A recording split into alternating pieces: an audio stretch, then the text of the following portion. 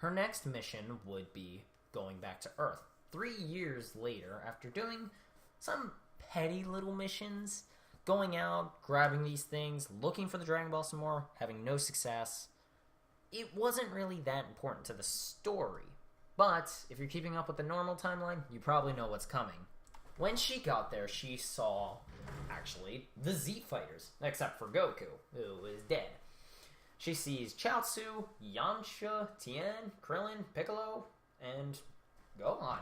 She recognizes Piccolo and Gohan, of course, from the fight with Raditz. Of course, she wouldn't know who the other people are, like Tien, Chaozu, and Yamcha, because she never met them. Yeah, she just never did.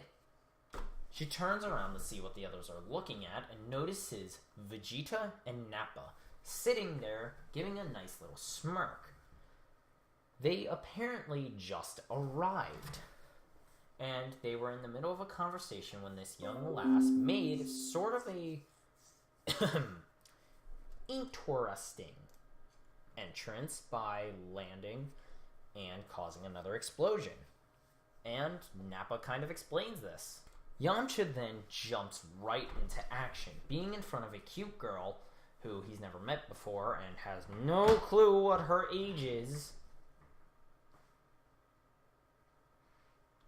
He rushes in to attack. I have to do a calculation real quick, and she'd still be 14 in Saiyan years. I just realized that.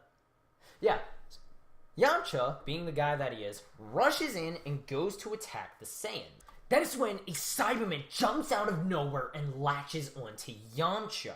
She grabs the Cyberman and rips him off of Yamcha and throws it. It explodes, knocking them both down, but not killing Yamcha or her. Yeah, so Yamcha's alive. The Z Fighters are stunned, but Yamcha the most. He looks up at her, who, well, yeah, she flies into his arms, to say the least. He looks up at her and then realizes, oh wait, I'm holding her! Yay! But no one spares Yamcha but life. Don't take this the wrong way, either. These two are not getting together. They have a different plan for Yamcha. Yamcha looks down at the girl, who is almost knocked out from that explosion. She's never been hit with such a power before. Raditz was only easy because, first of all, Gohan injured him for her, and he, was also beat up from Goku and Piccolo. But she gets up saying, sorry, are you okay? Nappa then takes things into his own hands, saying, this is boring. Let's get a real fight, Vegeta. That sounded like a Vegeta voice, more than a Nappa voice, but whatever. Hey, Vegeta. Yeah, there. He goes in, and knocks Gudo down, and grabs Yamcha, throwing him right into a giant mountain.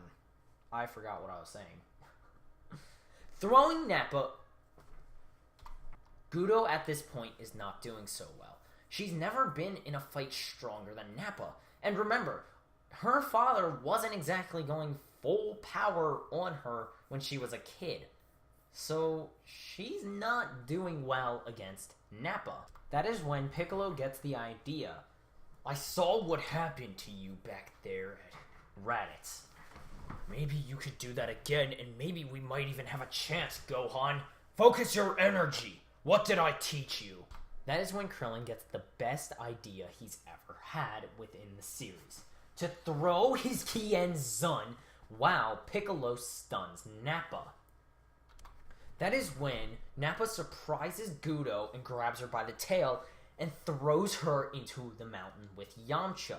Yamcha, who's fallen out of the mountain comedically, has more rocks piled onto his moveless body. He's still alive, trust me, but he's not doing so hot. Gudo, still winded from the mountain toss, gets out and is kind of shaky in the head. She stables herself and gets ready for another attack. That's when Nappa decides to go in on Piccolo. getting a nice little side kick right to the chest. Krillin finally has the Kienzan ready and is ready to throw it, only to be crushed under Nappa. As she rubs her mouth with blood dripping out of it, she realizes what Nappa's about to do, and she charges up an attack. She throws the attack right at Nappa as a blast of yellow energy shoots out of her hands. Nappa falls to the ground. Ah! No, what the? As he sees Gudo stand up, he mentions to himself, "Didn't I get rid of you already?" With now a lot of pride and really amount of courage to beat Nappa and take him down. He is ready. She has prepared herself his whole life for this. All of this will not go to waste. Not in front of her father and not in front of people that she doesn't know and that she's not even trying to impress. But if that's what it comes to, then fine. If that means the sake of the earth and the Dragon Balls and everything that it stands for, she will take them down. Nappa takes an extremely hard blow to his face, causing him to cough up blood. Gudo is smacked away. And you may be wondering, where is Tien and Chaozu in all of this?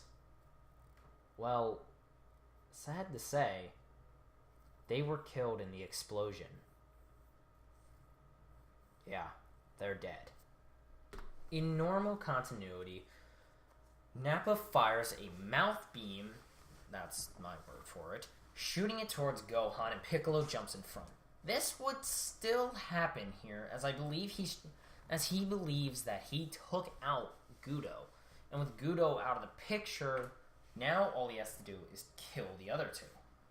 With Yamcha definitely out of the picture, and Tien and Chaozu both dead from the Cybermen explosion, it's no other option than just go for him and them.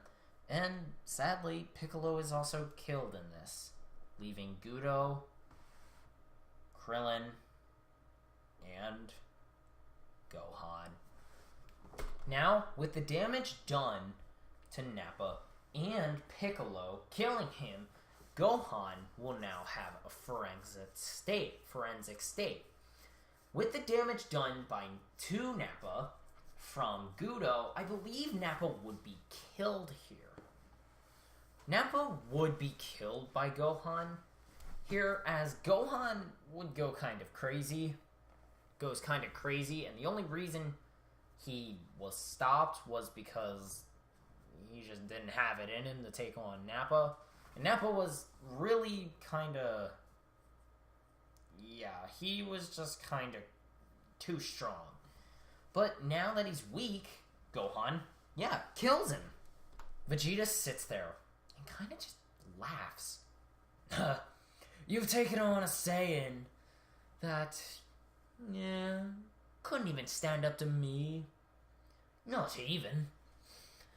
You've basically taken down two Nappas. The Raditz and the actual Nappa. What are you going to do with me? That is when Goku himself shows up, ready for a fight. Looking around, he sees Nappa dead, Piccolo dead, he sees Chaozu, a piece of Chaozu, and Tien, Yamcha knocked out, and Gudo, who he kinda recognizes, not that much, but he can definitely remember the face.